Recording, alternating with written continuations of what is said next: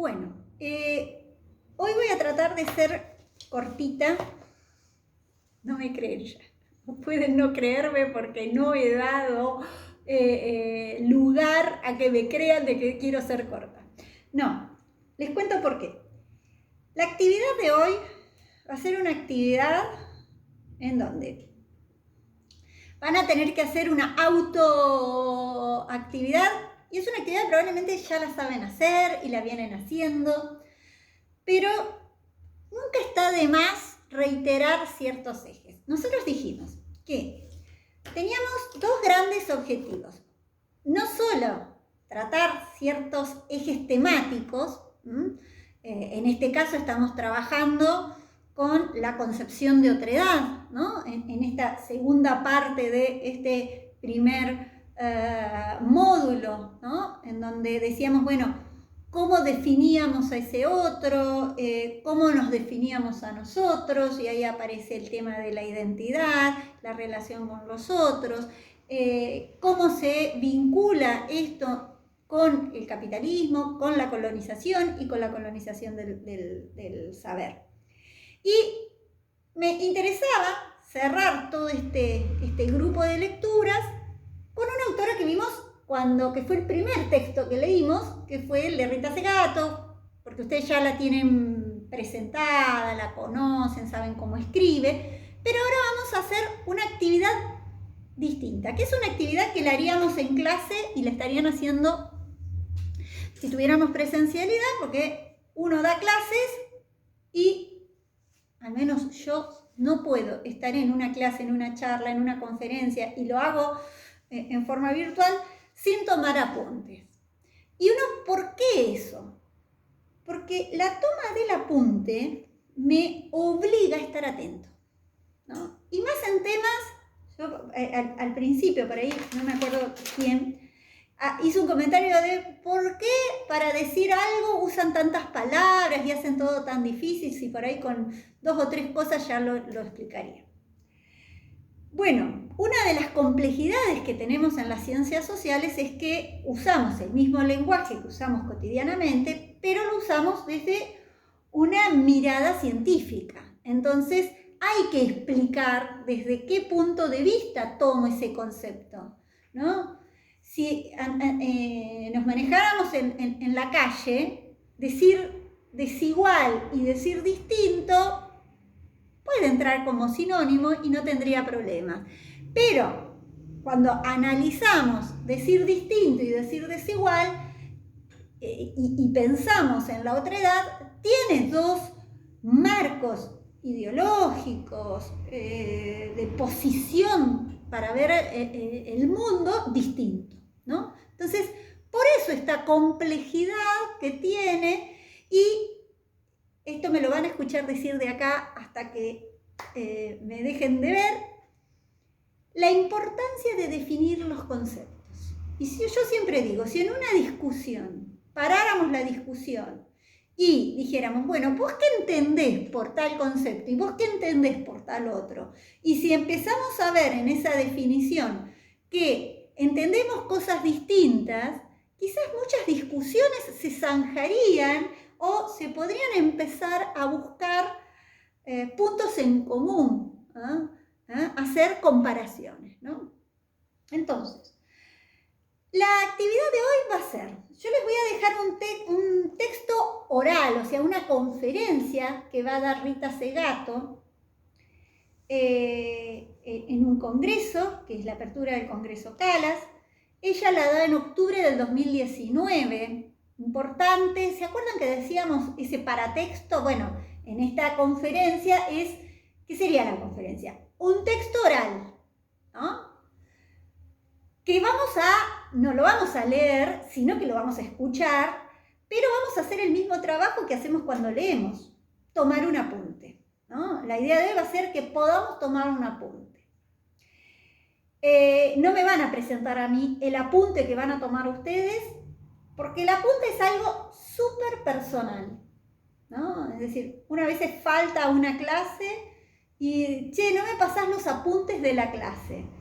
Y probablemente eso que el compañero tomó del todo lo que yo hubiera tomado de apunte. ¿Por qué? Porque el apunte tiene que ver con esta lectura, con esta interpretación que hacemos de ese texto oral que está exponiendo la otra persona en función de lo que yo sé, de lo que conozco, de lo que traigo, ¿no? Decíamos que nunca llegamos vacíos a los textos, siempre llegamos con cosas que sabemos y con algunos prejuicios también, que a veces nos complican el aprendizaje. Entonces, ¿qué es lo que estoy llevando? Es distinto en cada uno de los estudiantes. Entonces, eso también va a influir en qué apuntes voy a necesitar tomar. Me pareció interesante esta conferencia porque va a permitir tomar distintos ejes de lo que implica una exposición oral, ¿no? No les voy a pedir que hagan exposiciones de hora y media, pero ustedes van a ver que la exposición tiene dos partes en este caso. Una primera parte, que es la exposición propiamente dicha, y una segunda parte, que es el momento de preguntas, ¿no? El día de mañana, no hay muchos, el año que viene, no el otro año, que ya empiecen a dictar clases, van a tener en la clase un momento de exposición, ¿no? Un momento de exposición suena como que, ay, me tengo que exponer. Y sí, ¿no? Los docentes nos tenemos que estar exponiendo, presentando ante el alumnado, contando algo, ya sea para dar simplemente una consigna de cómo van a tener que hacer las cosas o para explicar un tema, un concepto, ¿no? Entonces ahí aparece esta exposición. Y la exposición tiene distintas partes, si uno la analiza. Hay una primer presentación de quién es la persona, ¿no? Que sería como en el texto escrito es el título, el autor, el prólogo, ¿no? Aparecen paratextos en esa exposición oral, ¿no? En ese texto oral que van a estar escuchando. Una vez que ya tengo asentado ese paratexto, en este caso, Segato, empieza y va a ser una estructura de lo que va a hablar. Porque una de las cosas más importantes cuando queremos hablar, cuando queremos exponer, es que no perdamos al que me está escuchando, ¿no? Entonces, generalmente se hace, decíamos, lo hacíamos en la introducción de los textos, bueno, se hace esa introducción en esa exposición. Entonces, los primeros minutos van a ver que hace una presentación de qué va a decir. Eso es casi como, generalmente se da así, ¿no? Entonces, ahí les organiza, diríamos, cuando ustedes terminan de escuchar, tendrían que volver a esa introducción y decir, a ver, yo entendí esto, esto y esto, ¿lo puedo explicar? Lo entendí el texto. Entonces, esa exposición se va a organizar y va a usar distintas estrategias textuales. ¿Qué es lo que me interesa que ustedes puedan hacer? Que puedan tomar un apunte de esta conferencia. Este apunte va a ser personal, pero este apunte les va a tener que servir para que después puedan responder a la consigna que les voy a dejar.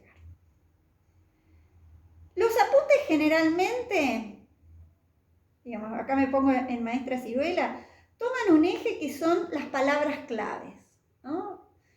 Una palabra clave es aquel término, podríamos decir, porque puede ser una palabra o un grupo de palabras, ¿no? A veces son dos palabras, ¿no? Que son las que tienen el mayor peso, las que guardan el mayor grado de significación de información, ¿no? Es decir, son esas palabras que generalmente por párrafo me brindan ese concepto clave, ese término clave, con el cual yo, explicándolo, puedo explicar ese párrafo. ¿Cómo me doy cuenta cuando salto de un párrafo a otro cuando estoy escuchando? Bueno, por los silencios, ¿no? Por otro lado, poder sacar las palabras claves, sencillas y escribirlas con mis palabras, salvo que sean conceptos de autor. Entonces acá hay que tener el oído afincado, porque va a decir, este es un concepto que yo generé, este concepto que propongo, o este concepto que retomo de un autor. Entonces ahí no puedo ponerlo con otra palabra porque esa palabra es el concepto. ¿Está claro? Entonces, pensamos en hacer el apunte. Dijimos, un apunte de una exposición oral, de un texto oral. Tener en cuenta que cada apunte va a ser individual, único y personal.